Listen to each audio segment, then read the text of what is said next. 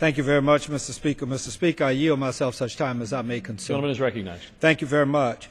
I'd also like to thank my friend and colleague, the gentleman from Florida, the former Speaker of the Florida House of Representatives, who clearly championed there and here does likewise regular order.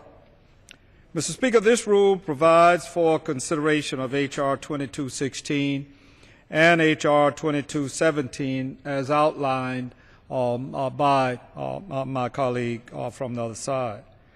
Two appropriations measures that fund military construction and family housing projects, the Department of Veterans Affairs and the Department of Homeland Security.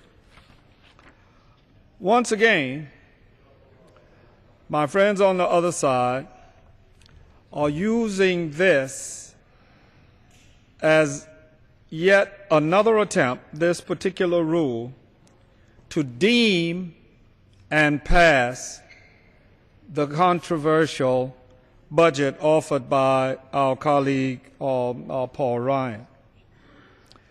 This is exactly what they did in April of last year when they reneged on their promises in the Budget Control Act and also during consideration of H.R. 5326, the Commerce, Justice, Science Appropriations for fiscal year 2013. My Republican colleagues have been calling for regular order. However, both the House and the Senate each passed a budget this year, and regular order would have them go to conference to negotiate a budget for the 113th Congress. But instead of appointing conferees, the Speaker of the House and the House Republican leadership is deeming the Ryan budget passed. Someone in a graphic that I saw said they're deeming the impossible deem.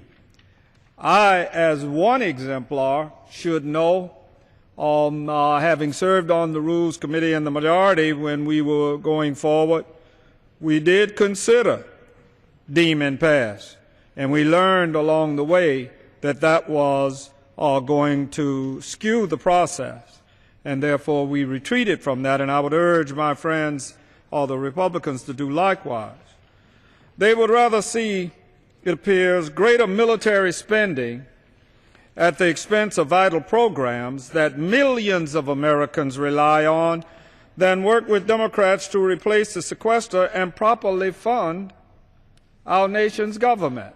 Now, I'm not going through the litany of all the things that the sequester has cut and the problems that it has caused. Most people know that. But the Meals on Wheels program has been the one put forward.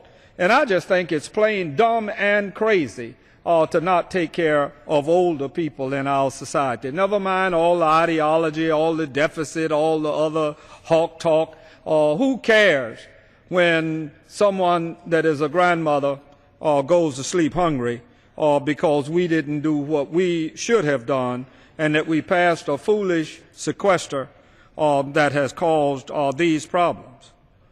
As a result, we're working with different budget target levels.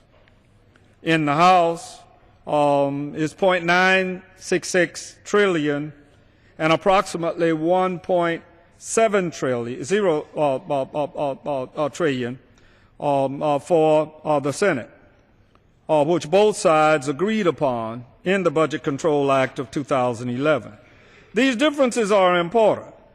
The reductions imposed by the House 302B allocations mean greater cuts for agencies and programs that already face difficult budget decisions due to sequestration. The two funding bills coming before us for consideration this week, along with those for defense and the legislative branch, are the only ones expected to receive an increase over the 2013 post-sequester levels. This means that we'll be forced to sacrifice health care, environment, education, transportation, and other important spending priorities in order to meet the new overall reductions required by the sequester.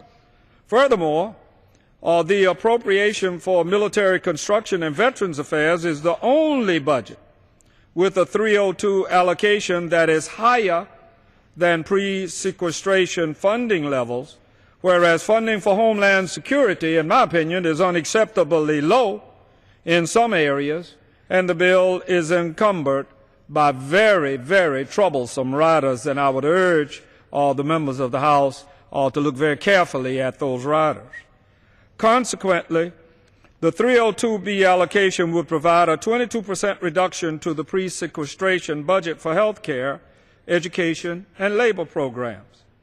In my opinion, that's just plain outrageous. Republicans are again asking, I'm fond of saying in the Rules Committee that when I was 11 and 12 years old, my favorite radio program that my grandmother would let me listen to on Saturdays was a program called Let's Pretend. And little did I know, 65 years later, that I would be in an august body that is awesome in and of itself, sitting around with people pretending that things are happening that are not happening. What you're asking us to pretend is that the Ryan budget is law, when in fact it is not.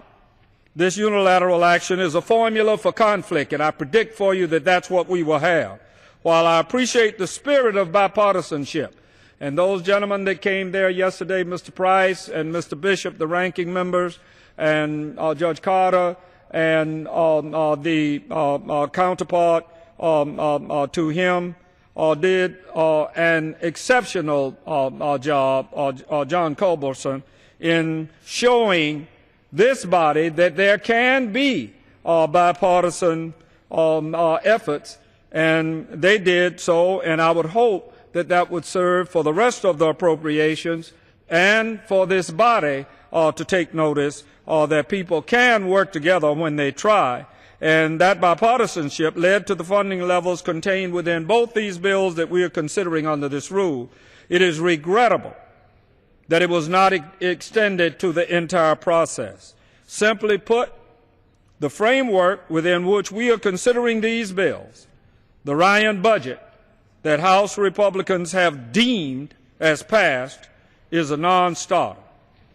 The administration's folks said yesterday, and I quote them, "Unless this bill passes the Congress in the context of an overall budget framework that supports our recovery and enables sufficient investments in education, infrastructure," footnote right there, do we need to be reminded about the bridge that fell in the state of Washington, about the number of bridges in this nation that are in disrepair and have been in disrepair? When Bill Clinton became the president, he advocated that there were 14,000 bridges in need of repair, and he asked for a little bit of money that we should have allocated then. Now we have thousands of bridges in disrepair, and we are going about a process like this ignoring them.